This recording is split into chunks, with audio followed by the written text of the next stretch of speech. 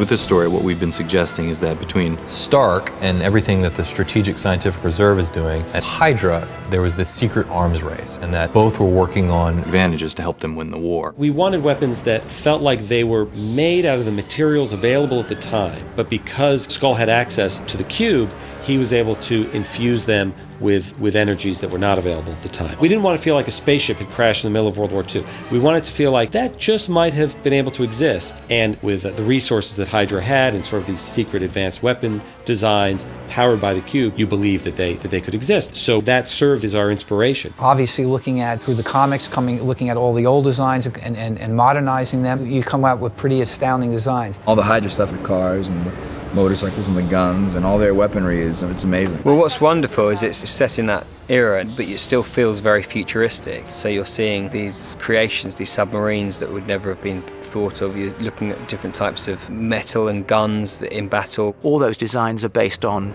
practical designs of that era and then have been sort of enhanced slightly. There were a lot of Nazi designs of machinery and of weaponry which was never actually built, but we've built it, or we've built it either in a practical sense like you see behind me here, or we're going to be building stuff, even bigger stuff in the computer and having these vast pieces of machinery. It's kind of exciting to be able to try and be doing something which looks real but was never really quite realized. In the comics, Hydra and the Hydra hordes have a very distinctive look.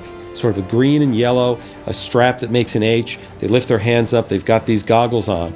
And we were doing Hydra. We didn't want to run from that. And coming up with a design that not only looked cool, but looked believable and that they could fight it. And they were very specific in size. They had to be over 6 foot tall, they had to be a certain weight, they had to look impressive. When you see 50 of these Hydra soldiers dressed in costume, you run for the hills. The Hydra guards, they have these Hydra-powered guns, and it's all based on this cube energy. So we had this blue cube technology trying to get that to work in our world. We created 5 blue cube weapons, and these are all totally bespoke, and each one of them has blue pulsing light out. Then we had to get movement into them. You will be punished for your insolence. You will be brought before the Führer himself! The versions that are on the tanks, we had to create them so they're something like 8 feet long, so they're quite substantial, quite large cannons. Daniel Simon was our vehicle designer. He had some great ideas and his beautifully elegant machinery. So everything that Hydra has designed has a Hydra touch, and it's very, very sleek. So each vehicle had to reflect a certain evilness and aggressiveness, yet be kind of elegant and seductive at the same time. This car has 6 wheels. There's a reason for it. It's just pure traction. When Schmidt wants to go off-road, he has to be able to go off-road. He has to look elegant on a parade, yet go to the fields. And there were cars like that. Mercedes developed the G4, which had 6 wheels. So we always look for something truthful. Designing a car for a film that actually looks like that could be built, yet it's so out there, like the size. I mean, this is 25 feet long car. This is like 10 feet longer than a normal car. And you have to know that half a foot in the automotive world is crazy. It's like so much, and we're like almost double as long as that. So you can easily look ridiculous with your design. You can definitely not take a classic car and blow it up to the size. It would look completely wrong. The width of the cockpit, the steering wheel, certain things that interact with the driver that are visual key elements, they don't grow with it.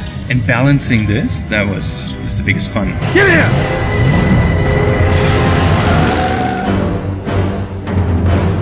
The sub went through a lot of design stages. A big thing, especially on the sub, was always, let's stay simple.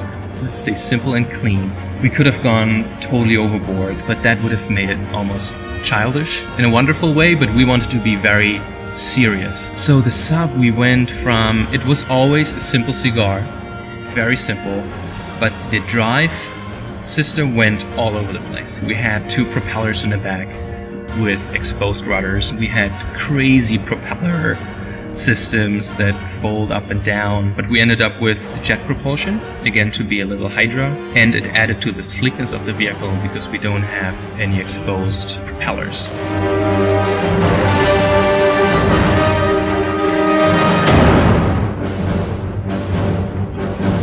This is World War II of the Marvel Universe.